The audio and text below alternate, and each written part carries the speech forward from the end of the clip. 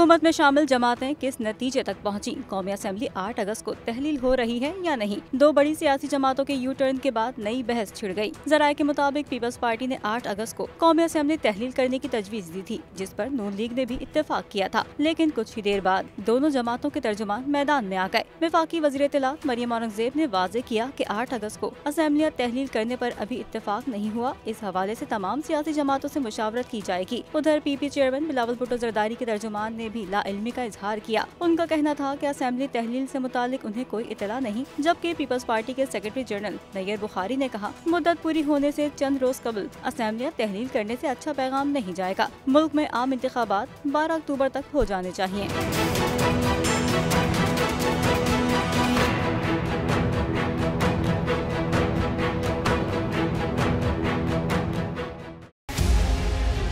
मुल्क मुस्तहकम मईशत की तरफ गामजन, स्टॉक एक्सचेंज भी मुस्बत रुख दिखाने लगा। मईशत की सूरत हाल बेहतरी की तरफ जा रही है। हम IMF के कर्जा मिलने के बाद इस सूरत हाल को बेहतर मजीद कैसे कर सकते हैं? कर्ज बहाली के रोशन इम्कान, बोल ने निभाई अपनी सहाफती जिम्मेदारियाँ, महंगाई से परेशान आवाम के लिए उठाई आवाज। रिपोर्टर और इक़्तिसादी माहिरीन के सबसे बड़े पैनल के साथ बोल की मिशन मईशत की सबसे बड़ी ट्रांसमिशन 63% आवाम ने देखी अपनी स्क्रीन पर।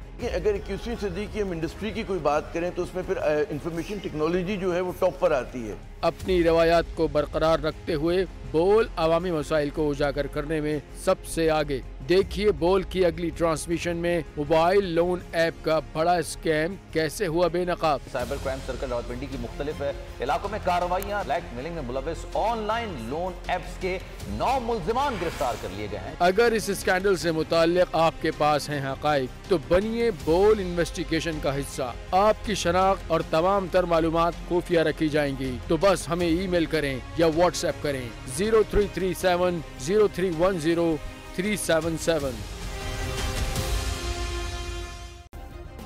सब्सक्राइब करें और बेल दबाएं ताकि कोई खबर रह न जाए।